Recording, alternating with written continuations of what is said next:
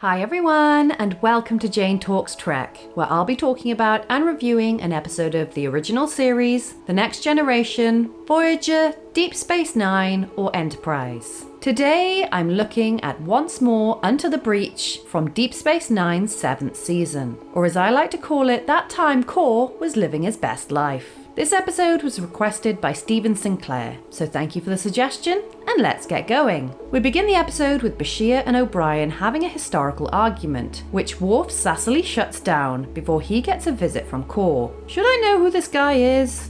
I heard the news about Jadzia. Wait, Dax is dead? Wow, when did that happen? They talk about war and Kor reveals he's not been invited to fight. There's no place for an old man with too many enemies and not enough friends. Before asking Worf to help him go die in battle. Oh, it's Martok again! And he yells at his assistant before getting a visit from Worf, who name drops Kor, but Martok is not having it and kicks Worf out. That was rude! And into the credits we go. Martok lays out his war plans to Sisko, who offers a ship and says he has his back. But on the Klingon ship, Worf pops up talking about Kor again, so Martok sends everyone away. Worf explains Kor is a loser and just wants to die a hero, but Martok isn't interested and exposits about his childhood, saying his career was hampered by Kor, who rejected his application because he was poor, and it was only by a chance run-in with the Romulans that he was able to get a command. Worf says tough, he's already appointed Kor to the fleet, so Martok flips it back on him and says he's his problem to look after.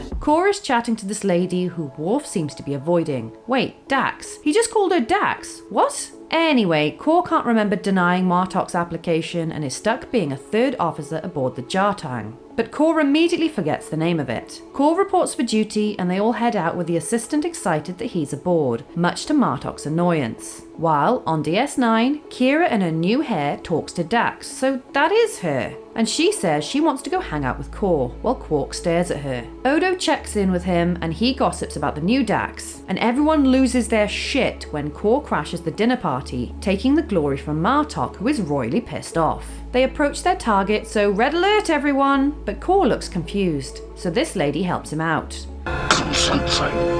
They attack a thing, which the Cardassians don't appreciate, and blows up one of the Klingon ships, so they retaliate, but it's not going well. And with Worf knocked out, Kor and Martok battle over command. Kor starts babbling about a past battle, so Martok tries to kill him, but Worf intervenes, knocking him down and orders them all to flee, before crazy old Maurice is kicked off the bridge. Quark and his amazing Technicolor Dreamcoat gives new Dax relationship advice, and she gives him a smooch for being sweet, which he brags to Jake about. Martok smack talks Kor, which his assistant doesn't appreciate, and they all make fun of him, so he leaves, with Worf removing him from active duty. Martok wonders what will become of him now he's unfit for duty, but some Jem'Hadar ships are on their ass, and they can't meet their rendezvous before they get caught, so Worf plans some crazy stunt to buy them some time, but that would kill off those on the ship that are brave enough to try and pull it off. The assistant goes to see Kor to explain the situation and encourages him to go on the mission, so he knocks out Worf to take his place. He turns the ship around and successfully disables the Jem'Hadar, and Martok doesn't have time to mourn because Worf pops up to Tadar himself back into the story, and they drink to Kor's heroics and have a sing-song.